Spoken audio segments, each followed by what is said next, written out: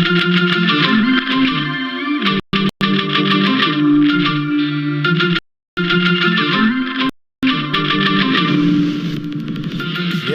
Super Radio Brothers Sports, and you've had some of that here tonight with the NFL Draft and the New York Jets. I've only reported on the Jets, but it's only natural, Trent. Oh, of course. I mean, I would be shocked if you didn't report on the Jets. We did give you the first pick with the Jacksonville Jaguars. But anyway, yes, Super Radio Brothers Sports. A lot going on. NBA playoffs, the NFL Draft today, Major League Baseball. I mean, we are in sports heaven. Trent, I'll let you take it away. Take the wheel. What's going on in the world of sports? Well, I want to start with, let me give a little update on my Major League Baseball team here, the Tampa Bay Rays. First of all, I need to congratulate your New York Yankees for actually winning a series against the Baltimore Orioles. Can you believe that? Well, not only winning a series, but getting a series sweep. I know. I can't believe they did that. Yeah, 2 sweeps in a row, 6-0 on their recent homestand. The Yankees have really turned it around since starting the season 7-6. Exactly. Yep. They turned it around, but it's still early. Keep that in mind. Yeah, it's too early to really get an idea of what your baseball team is going to be for the duration, for sure.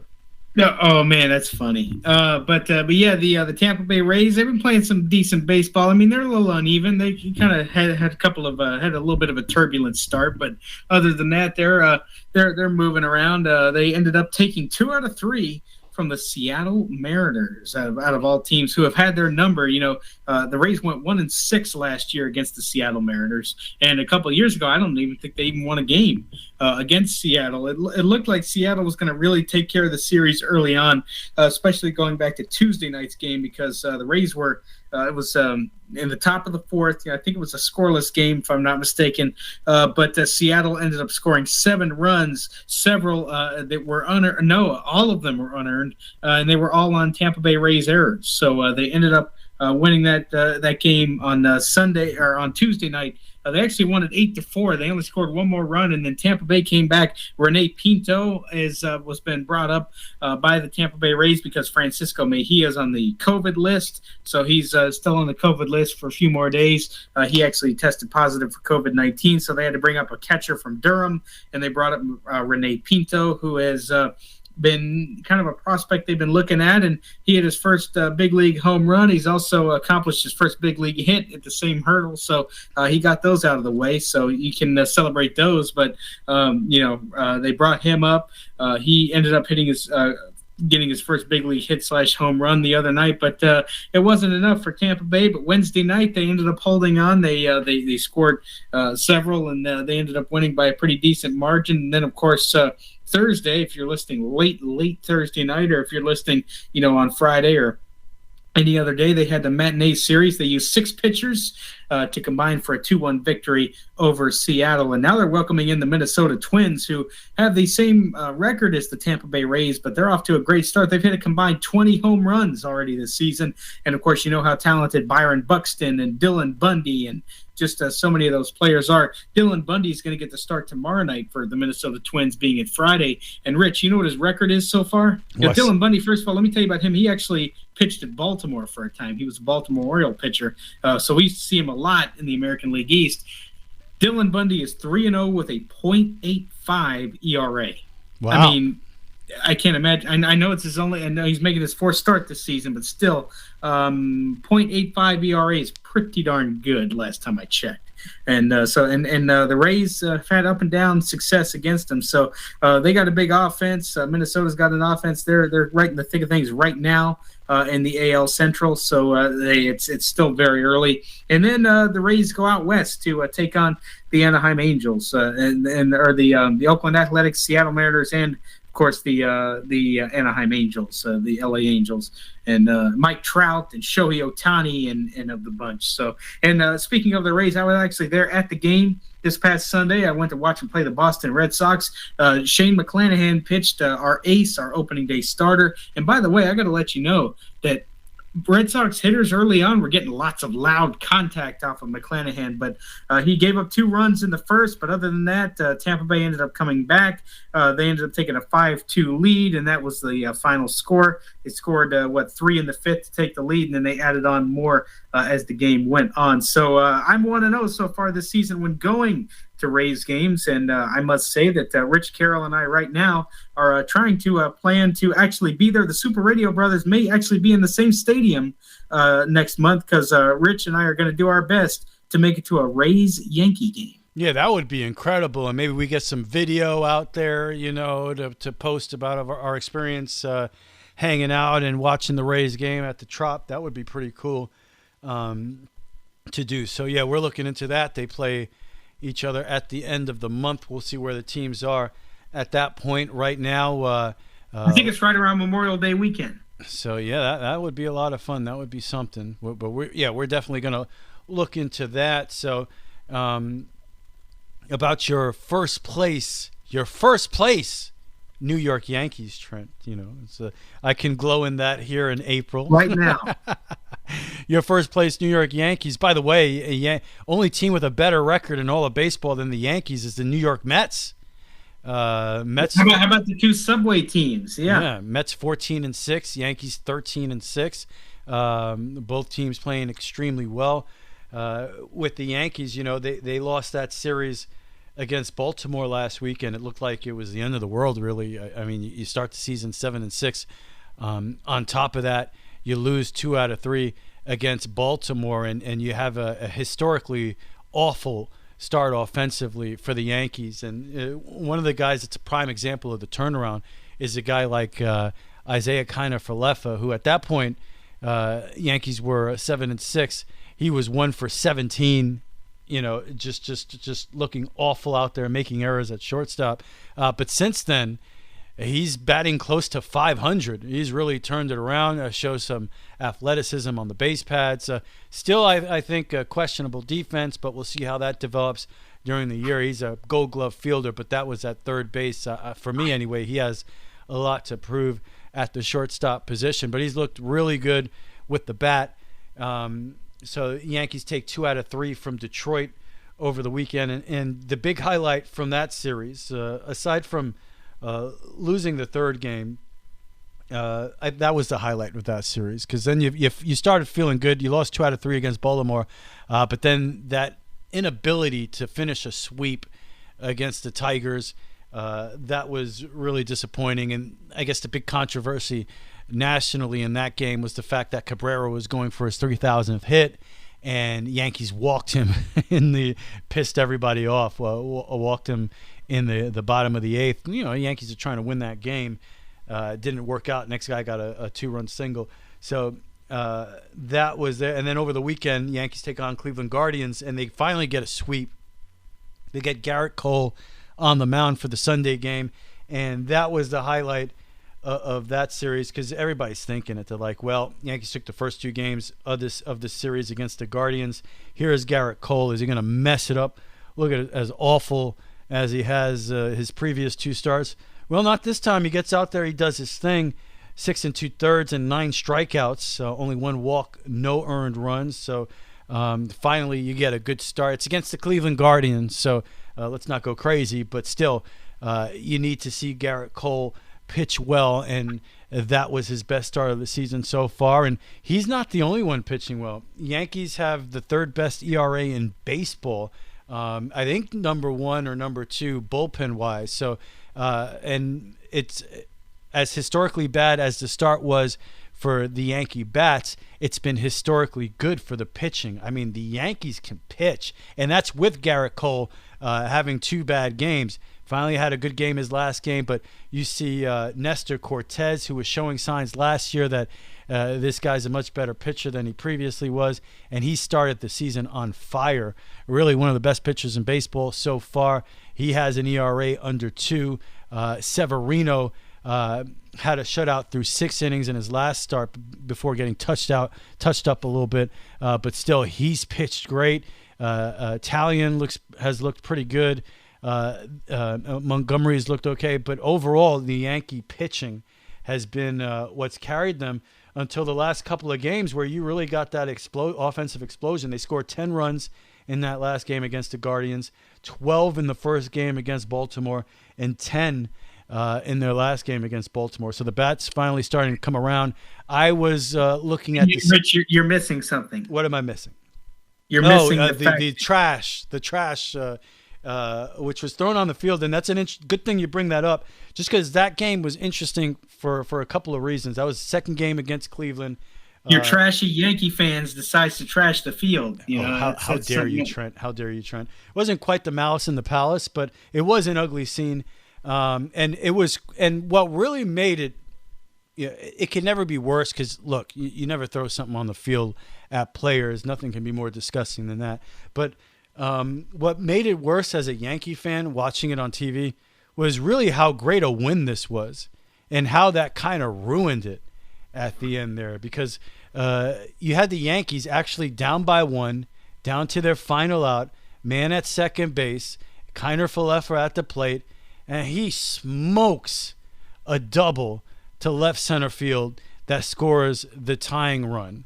And so that's pretty dramatic. And if that's not dramatic enough, here comes Gleyber Torres, who's benched on the day, hasn't had a great start to the season. As a lot of Yankee fans know, has had a couple of down seasons now. He's been pretty awful. So he's benched in this game, gets to pinch hit there in the 9th inning, and hits a walk-off double. So there you go, exciting victory for the Yankees Saturday afternoon in the Bronx, and those fans ruined it, throwing stuff on the field at players.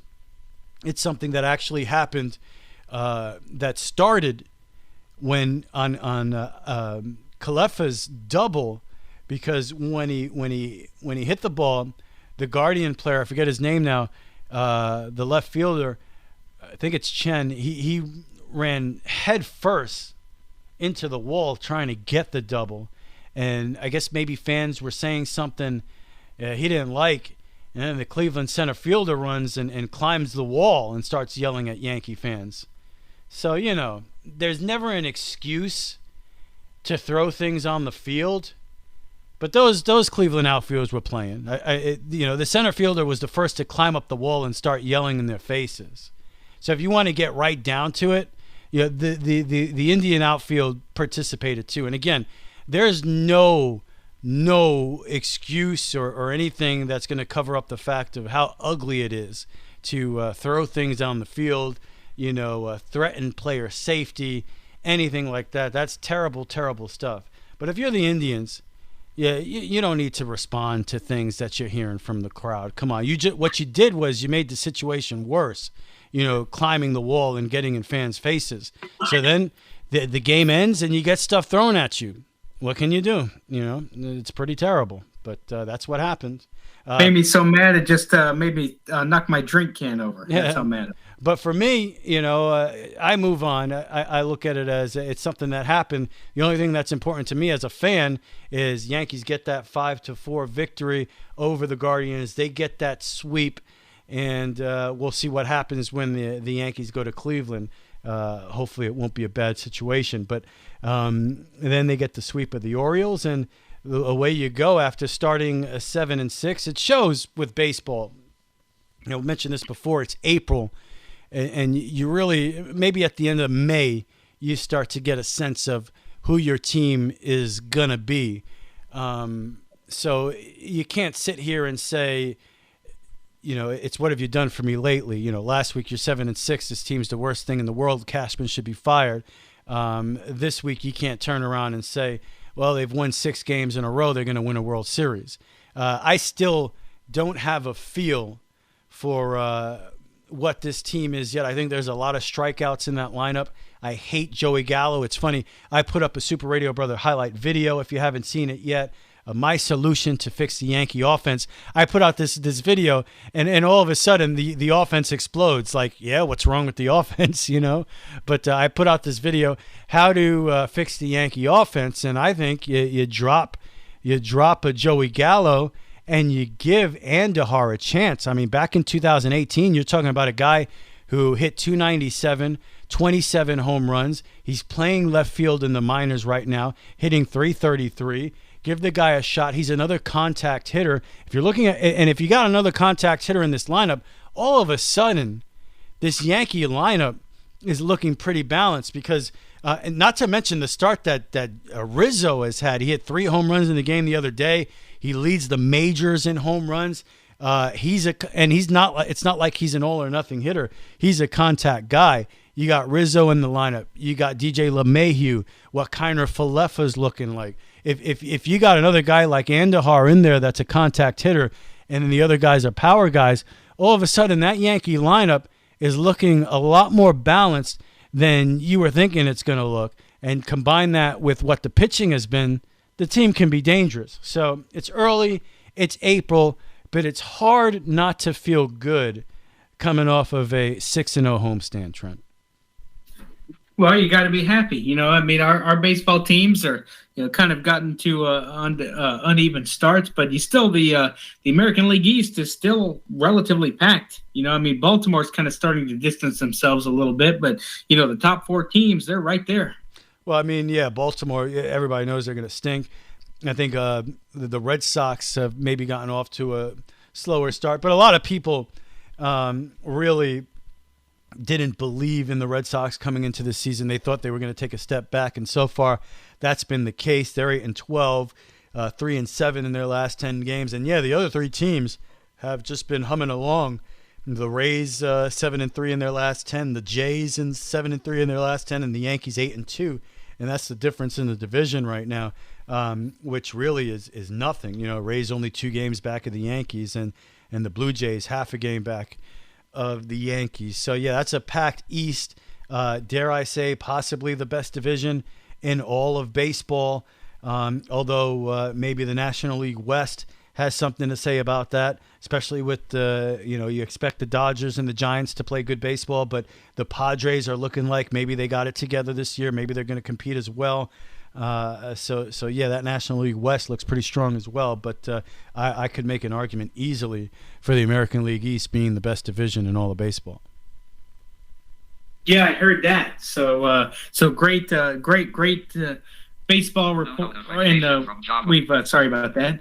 Great baseball reports. And hey, now it's time to get to the NBA playoffs and think about the NBA playoffs. Rich, this is where I want to start. Without the Brooklyn Nets. The Brooklyn Nets went down, and they went down hard. Trent, can I give a live update on NBA playoff stuff? Yeah, go ahead. As we get into this. How about this? The Phoenix Suns, the number 1 seed in the NBA, I mean, basically lapped the association in the regular season. The next closest team, the Suns were 8 games better than them, right? And the Suns are trailing this game against the 8th seed New Orleans Pelicans 100-99. Pelicans trying to force a Game 7 in the first round against the Phoenix Suns, who were 8 games better than the next closest team in the league. So you're just, and the way Ingram is playing in this, and of course McCollum is a top talent in this league, and a lot of people didn't think Devin Booker would be back in this series. I'm kind of shocked to see him playing in this game. Came up with the hamstring injury earlier in the series. I mean, most people had the Phoenix Suns sweeping away the New Orleans Pelicans. I mean, which obviously in the NBA, when you're taking on an 8th seed, that's what you expect, especially when you're dealing with a Phoenix Suns team that won 64 games this year. But right now, they are locked in a dogfight with the New Orleans Pelicans. 100-99, Pelicans up by 1, trying to force a Game 7 with 4.5 minutes to go in the fourth quarter. Pretty exciting game right now, Trent.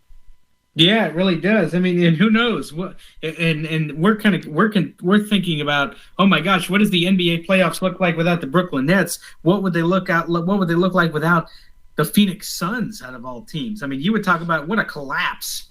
Well, if that were to happen, all right, you got the Dallas Mavericks playing Game 6 tonight with the Utah Jazz, trying to eliminate the Jazz. And I've been talking about it all year. I think Luka Doncic is a top 5 talent in this league. I think that he was a lot of people didn't put him in their top 3 MVP conversation. Most people just had it with Embiid and Djokovic, and then you can throw in DeRozan in there, and of course Booker with Phoenix. So most people wouldn't have had Doncic in their top. I think he's top 3 MVP candidate this year. You look at the turnaround Dallas had second half of the season after the Porzingis trade, bringing a Spencer Dinwiddie in, and I love what I'm seeing from Dallas. I love the way they play defense, and they got the star, man, the star that makes it happen. So if New Orleans was somehow able to win this series, which I still don't think they will, Phoenix now takes a 1-point lead, but even if Phoenix wins, Dallas, I'm assuming Dallas is going to win here. Maybe that's not a good thing to do. Dallas has Game 6 tonight, but I don't care who the opponent is. I think if New Orleans wins, that opens the door for Dallas to easily get to the conference finals. But even if Phoenix wins, the Mavericks are going to give Phoenix all they want in the second round. That is going to be a series to fight because, Dallas has Chris Paul. They have Devin Booker, both great players. Chris Paul, a little bit on the wrong side, right? 36 years old. We saw him huffing and puffing at the end of the other game, the other night that New Orleans won.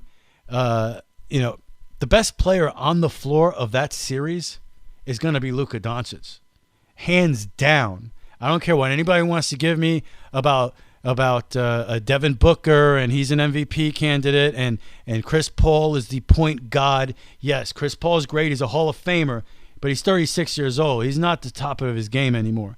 The best player on the floor, if we get a Phoenix-Dallas second-round matchup, is going to be Luka Doncic. Now, it's a little premature. We got Game 6 tonight with Utah, and they're trying to force a Game 7 as well, just like the Pelicans are trying to force here against Phoenix. But yeah, really exciting development in this game. All right, so you were talking about the Brooklyn Nets, Trent, and yeah, shocking. I think even more shocking than the fact that they're not in it. And look, it just shows you what you know at the beginning of a season sometimes. They had the best odds to win an NBA championship. You know who number 2 was? Who? The LA Lakers.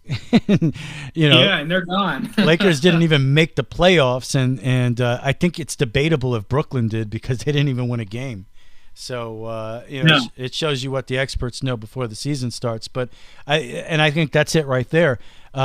For me, it's not so shocking they lost to the Celtics. Celtics had a great year.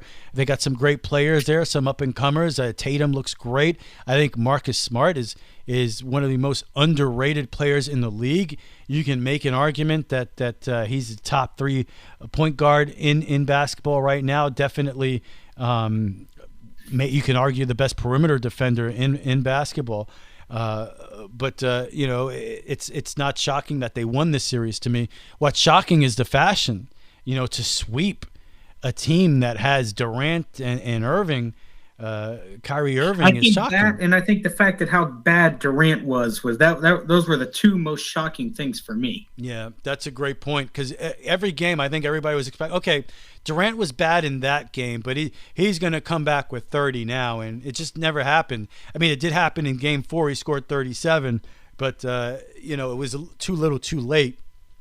And, and that's true. He was terrible in those games leading up to Game 4, and not just with the inability to score, but turning the ball over, making terrible plays. He was shook, They were really in his head, and they played great defense, and I don't think they were ready for that. And it just shows you can't have one of your great players be a part-time player, and expect that. And then of course Durant missing a good portion of the season with the knee injury. You can't expect that. Hey, we're never going to play with each other the entire season, and and all of a sudden the postseason gets here, and we're going to flip a switch and be able to win games in the playoffs. Maybe that would have happened against one of these other teams, but the Celtics were ready, man. They proved that they are one of the, if not the best defensive team in basketball. And man, that Tatum He's pretty good, and this is going to be an interesting matchup in the second round with Milwaukee. Milwaukee missing Middleton, of course, for the series. But, man, Giannis is incredible. He's unstoppable. He's a force. So, and they are the defending champions. So it's hard to pick against. When does that series start? It starts this weekend. It starts this week. I think it's Sunday. I might be wrong about that. I got to take a look at it.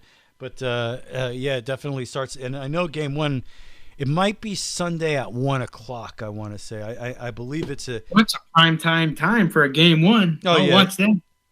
Yeah, that's great. I love that, because most likely I think we'll get some your first place New York Yankee baseball at Sunday at 1 o'clock and some NBA playoff basketball to supplement that as well. So I don't know if they'll be in first place by Sunday. Yeah, well, that's a good point. They might not be. It's the margin is that close. But Milwaukee, Boston, game one, Sunday at 1 o'clock. So that is exciting. That is an exciting second round series right there. But the league has grown to a point right now where the second round, every matchup just seems so incredible and so much fun because there are a lot of good teams in the league right now and a lot of young stars. And, that's what makes the NBA fun right now is that we're going to get to the second round here and there's not going to be one bad matchup. It's going to be a good time. Yeah, so I'm really looking forward to to that, and it's going to be great. And then of course you'll have the conference finals coming up, and then you'll have the actual NBA finals. I think no matter who makes it, it's going to be a fun thing. So best of luck to the second round of the NBA playoffs. And wow, it's hard to believe we've almost made it to another sports segment. Yeah.